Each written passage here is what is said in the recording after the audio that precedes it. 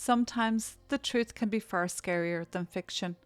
Stalking years ago in our heads was only prevalent to Hollywood actors or TV personalities, high profile figures who people thought they knew personally and intimately.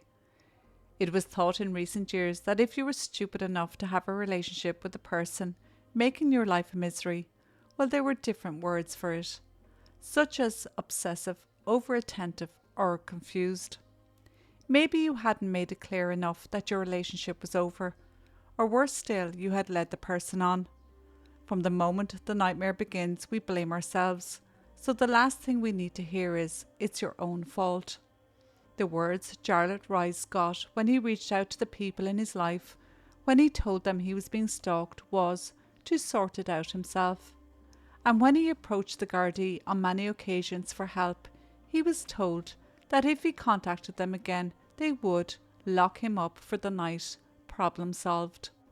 Today our case brings us to the capital Dublin in Ireland and to the seaside town of Brighton, East Sussex in England. In 2007, Jarlath Rice was 38 years old and working as an Irish filmmaker. One day, after visiting his brother, he called into a cafe in Ranelagh in South Dublin for a coffee and something to eat.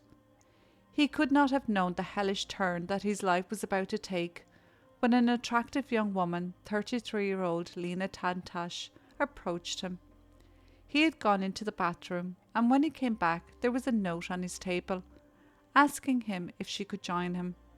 Jarlath thought this was kind of cute and funny, so he beckoned her over and she sat down and they started chatting. He saw her as quite intelligent, bubbly, interesting and kind. She had a good job working as a project manager at Trinity College.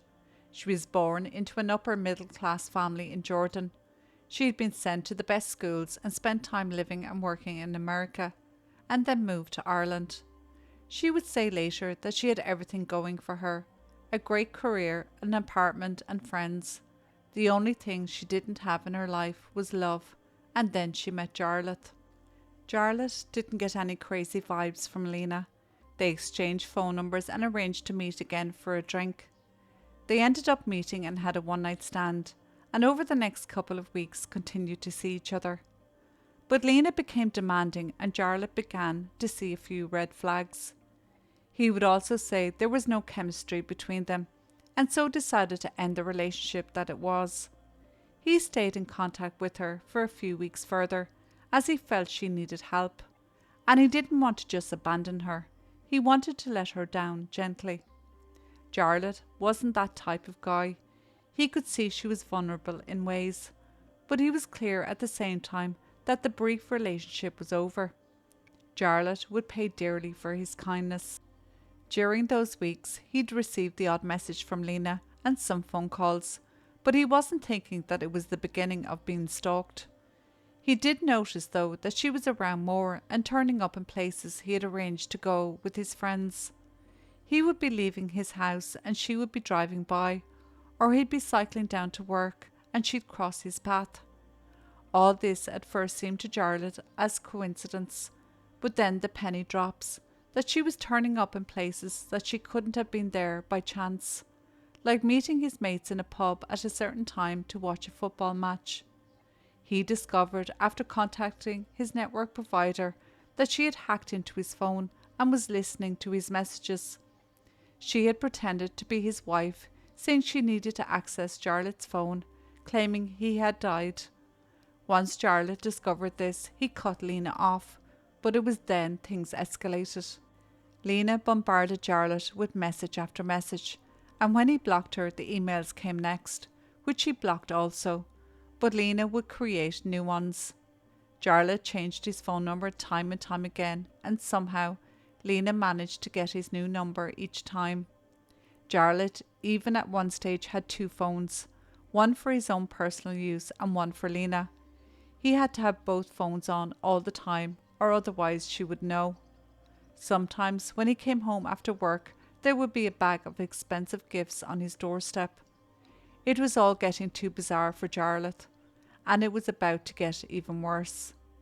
Over the years, she would send him 20,000 texts, ring him at his work up to 40 times a day, and sometimes put on a fake accent to get through to him.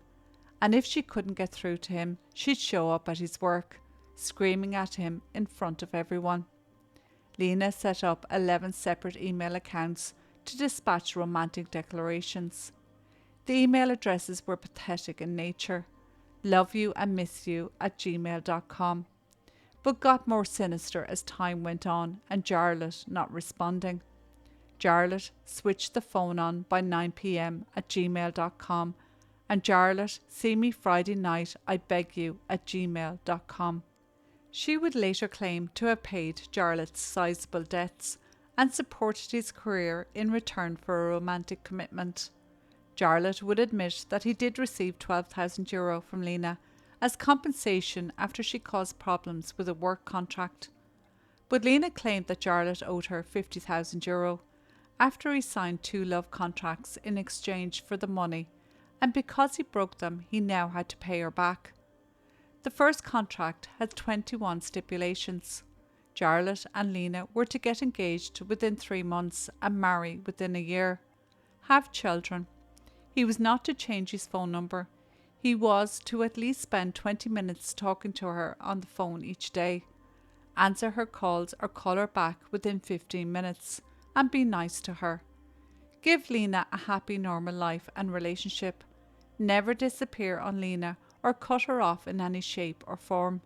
Spend at least 3 nights a week with her, among other crazy demands.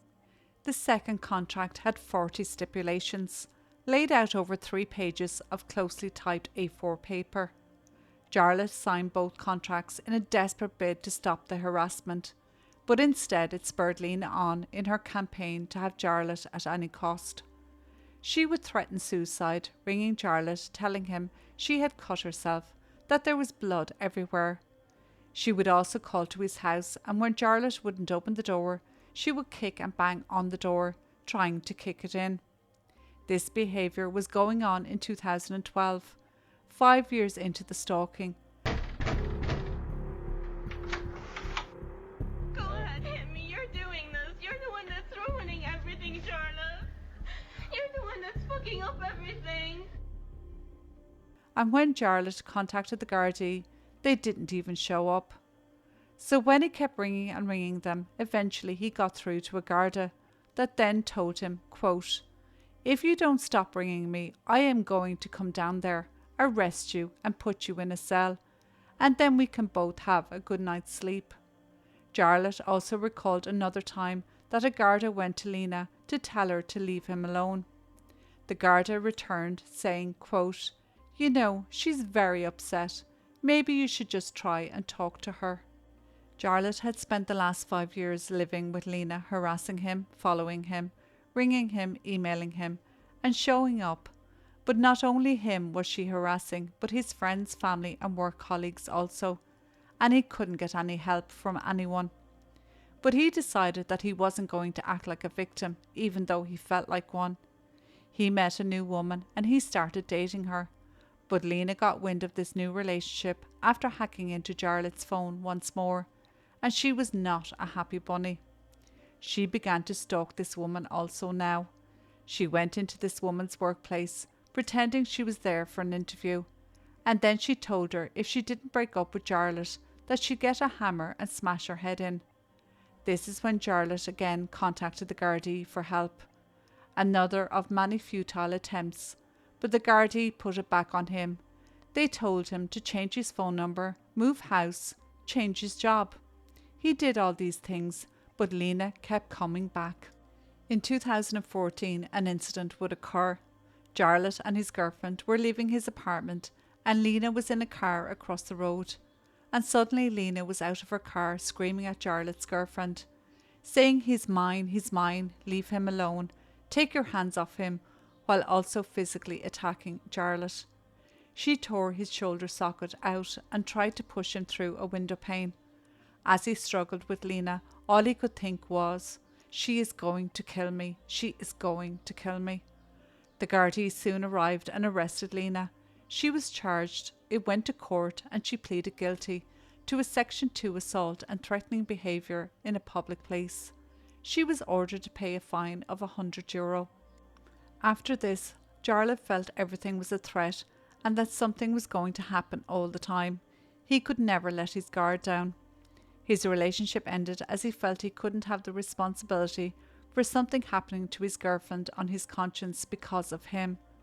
Ireland didn't have the framework to protect him against Lena, and so he took the hard decision in 2016 to leave Ireland to get away from Lena and move to England.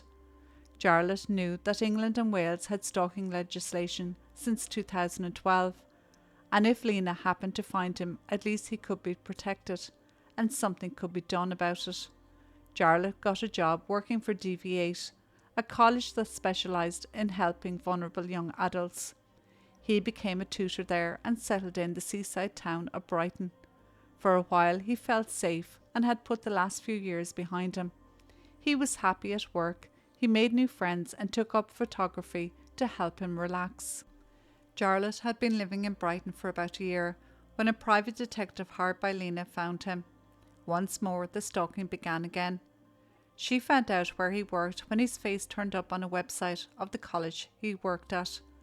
She had moved to Croydon in South London, got a job and set up a life there, all in the name of getting close to Jarlath once more. It was around an hour's drive to Brighton. Lena began to show up everywhere in Brighton, messaging Jarlath to meet her and apologising for what had happened in Ireland. But then when Jarlath wasn't forthcoming, her demands kicked in. Quote, "I will pay for your time and expenses, £100 for every 3 hours and £500 extra for an overnight. I will pay you £20,000 to switch on your phone and answer and sort things." Then she would love bomb him by saying, quote, "I am sorry, it's just me, the same girl that has loved you all along, the last 10 years. Then more threats would come, Lena telling Jarlath that she would contact the Department of Education and tell them he was a paedophile, threatened suicide once more, and would contact his sister. This freaked Jarlath out, as one time in Ireland she rang Jarlath and told him she was outside his sister's house watching and waiting on an opportunity to get hold of his then 4-year-old nephew, and she was going to tear him limb from limb if he didn't do what she wanted. This was terrifying for Jarlath. This threat was now here again. Jarlath now was himself contemplating suicide. He felt if he was to take himself out of the picture, it would all go away and everyone would be safe. In 2017, Jarlath went to the police. From the get-go, they took him very seriously, a vast contrast to how he was treated in Ireland. This gave Jarlath a sense of relief that maybe now he could get help. The police told him that what had happened to him was wrong, illegal and against the law, and they would bring a case together against Lena. He was assigned a community officer who gave him support for his own mental health and well-being. The police told Jarlath from what he had produced as evidence and the fact she had been violent in the past, it was in their opinion that it was going to escalate into violence towards him once more. On the 9th of February 2018, Lena turned up on the street where Jarlath happened to be walking. She began to try and talk to Jarlath, and he in turn took out his phone to begin recording her for his own safety. He went into a shop and rang the police. Jarlath, just quiet for a minute. Excuse me, Jarlath, just come. Jarlath, please don't. Jarlath, please. Jarlath, please. Jarlath, stop doing this. Where are you going?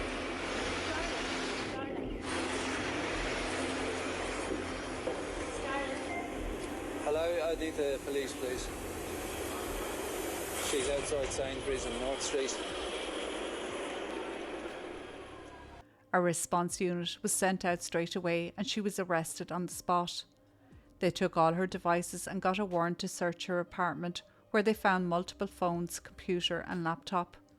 All these items were brought in as evidence. Upon examining all these devices, Lena was formally charged with stalking from July 2015 to February 2018, even though the stalking went on for nearly 11 years in total. In court, of course, Lena played the victim, and a lot more of Lena's behaviour came to light. She said she suffered from psychological issues as part of her defence, and was finally inactive in October of 2017, though continuing to bug Jarlath until February 2018, even with charges hanging over her. During previous proceedings, Lena quarrelled with court officials.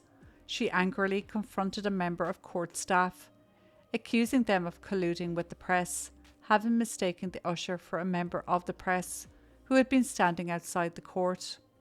At the hearing itself, she demanded the district court judge expel the press from the courtroom because she had lost her job because of them. But it would later come out she had been offered the chance to resign by her Croydon employers. But when she refused, she had been sacked because the company needed to protect their brand. Lena also attempted to blame Jarlath for her actions, claiming he was a narcissist who gaslighted her, alleging that she was only ever present at various public occasions uninvited as a result of a coincidence. She told the court that on the occasion she showed up at a staff party DV8 were holding in Brighton, she told the court that she had decided to go there on a whim, intending to go to the cinema and watch 50 Shades of Grey at the Odeon, and it was just pure chance that she ended up in the Blue Man in Queen's Road, where DV8 were holding the staff party. She also claimed that Jarlath had set up the email accounts and even impersonated her distinctive Irish-American accent, whatever that is when it's at home, to set her up so he wouldn't have to pay her back the money she claimed he owed her. She also denied making thousands of phone calls and sending abusive emails from accounts like leavejarlath@gmail.com or handsoffjarlath you ugly whore @gmail.com. Now these email addresses were used towards a woman, Sarah Boland. When Lena found Jarlath's picture on DV8's college website, she also came across Sarah, who was a colleague of Jarlath at the same college. Lena got it into her head that this was Jarlath's new girlfriend, which was totally untrue. Lena began an unwarranted campaign against this woman. In September of 2017, Lena said Jarlath told her that Sarah was his new girlfriend, but later changed his story, and so this is what prompted Lena to contact Sarah to demand the truth. The court played a recording of a call which Lena told Sarah that she looked like a horse, and another call in which she quizzed a different colleague over the imagined relationship, ending in her telling them to, quote, "go fuck yourself," when she couldn't get the information she wanted. She bombarded another colleague with 137 phone calls in one evening, asking him for Jarlath's mobile number, and even offered him £1,500 for the information. She also posted a reward of £1,500 on the Facebook page of Brighton Youth Centre Beerfest event for information on Jarlath's contact details. Jarlath would deny that he ever told Lena he was in a relationship with Sarah. Why would he when he knew what Lena was capable of, and it would only add fuel to the fire, as it wasn't that long ago that Lena had attacked him and his actual girlfriend at the time on the streets of Dublin. On one occasion, Lena contacted Sarah and told her, quote, "stay away from Jarlath, bitch, I'm going to fucking kill you." In another threat, she said, quote, "you don't see him, you don't date him, and you don't fuck him. I'll kill myself. Would you rather have my blood on your hands?" Lena admitted making these calls and 2 others, but denied making thousands more. Some were from a woman with the same accent as Lena, but calling herself Astrid or Sylvia, and some silent. She also denied sending a later email which described Sarah as having, quote, "disgusting frizzy hair, skin like curdled yogurt, and buck teeth." A subsequent email told Sarah she hoped she would have her heart broken and a horrid end. She also reached out to Sarah's ex-partner to try and cause trouble between them. She also denied setting up a Just Eat account under Sarah's name, with the charge going to the DV8 college. She had sent £200 worth of pizzas to the college on an open night they were having, and also sent numerous taxis to the college. She did admit hiring a private detective to establish whether Jarlath and Sarah were an item, but she said he took her money and got nothing back. On the day the judge was to consider his verdict, Lena broke down in the dock as the court heard how her family had been shamed by her obsessive behaviour, news reports of which had reached them in Jordan. Her mother, though, did fly in to be with Lena during the trial. As the judge retired to consider his verdict, Lena told him that she was willing to leave the country, hoping that she could, rather than serve a custodial sentence. But to the judge this was not an option, and warned Lena that she would be serving time if he found her guilty. When the judge returned and found Lena guilty of all charges, he sentenced her to 4 years in prison for each of the 2 stalking charges, to run concurrently. Lena looked shocked, and even more so when she heard what the judge had to say to her. Quote, "However long the relationship was, you were never prepared to accept it was over, and therefore you embarked on a sustained and vicious campaign of stalking and harassment which lasted for more than 10 years. You turned up from Ireland to Brighton unannounced, pretending it was by chance. You targeted Sarah Boland simply because she was a colleague at work with Jarlath Rice. You used spiteful and abusive words towards her and contacted an ex-partner of hers, causing further difficulties for her and her relationship with the man's children. Mr. Rice's life has become a living nightmare. You are a vicious, manipulative and devious woman. You have engaged in conduct which has caused huge and understandable distress. You should be thoroughly ashamed about what you have done." A restraining order forbidding Lena to contact or attempt to contact either Jarlath, Sarah directly or indirectly, to come within 200 metres of them or the DV8 offices, or to contact the college staff was granted. As the judge rose to leave, Lena said, quote, "Your Honour, please, for my parents' sake," and her tearful mother pleaded, quote, "Have mercy on us in this peaceful time. Please have mercy on us," which obviously fell on deaf ears. Lena would end up serving the full 4 years, and on her release in 2022, it is thought that she left England and returned to Jordan. A recent UK survey of 358 murders found stalking behaviour present in 94% of cases. As for Jarlath, he still lives in Brighton. He is in his 50s now, and he has not heard from or seen Lena to this day. But it's never really over, I guess. Jarlath is very aware that Lena is free now, out in the world, unpoliced, and there's a possibility she could turn up again, but that he can't live his life looking over his shoulder. Jarlath had been living with his ordeal for so long that his self-esteem and self-worth was very low, and it was a huge chunk of his life.